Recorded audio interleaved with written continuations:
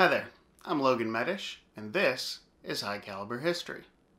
The assassination of Archduke Franz Ferdinand on June 28, 1914 caught the world by surprise. The global conflict that followed proved how unprepared all sides were when it came to protecting their soldiers on the front lines. Quite simply, most of the guns in use between 1914 and 1918 were far too advanced for the body armor of the day to ever stand a chance. Nonetheless, many tried to come up with solutions that they hoped would save lives. An estimated 1.75 billion artillery shells were launched during the First World War. As a result, shrapnel caused many soldiers' wounds. One way to protect faces from injury was to wear a mask. The concept was simple, but application varied widely. Some used chainmail attached to the front of a standard helmet. While no longer effective at protecting from direct blows, chainmail was still a viable way to deflect airborne chunks of metal. In some cases, helmets were equipped with protective visors, much like a knight's helmet from centuries before, which flipped up when not in use and flipped down when needed for protection. Another concept took the term Splatter Mask literally, where the soldier simply strapped a crude metal mask that sometimes resembled goggles to their face. This mask had holes and/or slits in it for the soldier to see through, but the openings were very tiny and the field of vision was severely limited. Traditional chest plates, a concept which dates back thousands of years, also found their way onto the fields and into the trenches. The simplest method used a large singular plate of steel. Others were made up of smaller plates that resembled scales of fish or a lobster. Regardless of the design, the goal was the same: stop, or at least lessen, the impact from small arms and shrapnel. The Dayfield body shield from London made a lofty claim, quote, "Fully 25% of the casualties we have met so far would have been prevented by the use of this shield." It was high praise, coming from Sir Hiram Maxim, whose machine guns, ironically, were proving exceptionally effective in the field. Unfortunately, none of the items ever lived up to their claims. Tests performed in France in 1918 resulted in plates perforated by rifle and machine gun fire.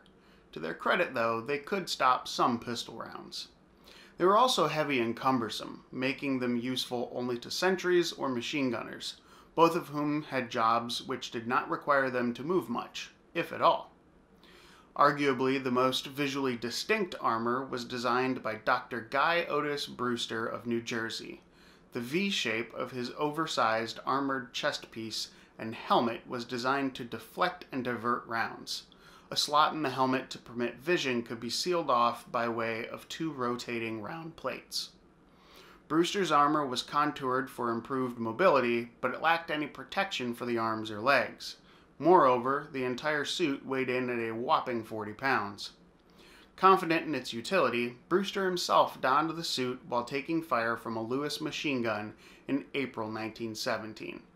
He survived unharmed and claimed that the machine gun impacts felt, quote, "only about 1/10 the shock which I experienced when struck by a sledgehammer." Despite the successful trial, Brewster's armor never saw service. With much of World War I being fought statically in trenches, both sides yearned for a way to effectively gain ground. To that end, some unusual contraptions were devised that would, in theory, allow soldiers to move through no man's land under cover in an attempt to drive back the enemy. One option was called a creeper tank. These were essentially armored plates on wheels that allowed a user to crawl into it from the rear and push it along on the ground toward the enemy.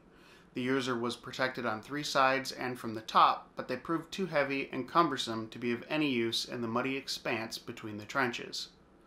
Another configuration created by the Russians provided armor plating large enough to completely cover 6 men in line firing from a kneeling position. Due to the contraption's size and weight, however, it was too big and heavy to be moved with any degree of ease or speed, even with the intended aid of horses. In the end, none of the countless ideas for protective gear, no matter how innovative, proved any match for the effectiveness of the weapons used in World War I. While the designs may have prevented or at least lessened some injuries sustained by some of the men, the numbers were simply too small to have had much impact. It would take a few more decades for innovation for materials like Kevlar to come along and really begin to affect any real change in body armor on the battlefield. If you're not subscribed to the channel, please consider doing so. Also, it'd be great if you leave a like and a comment. In the description box below, you'll find links to the various platforms where you can follow High Caliber History, and I'd be humbled if you'd consider supporting the channel by becoming a supporter on Patreon. Thanks for watching, and have a great day.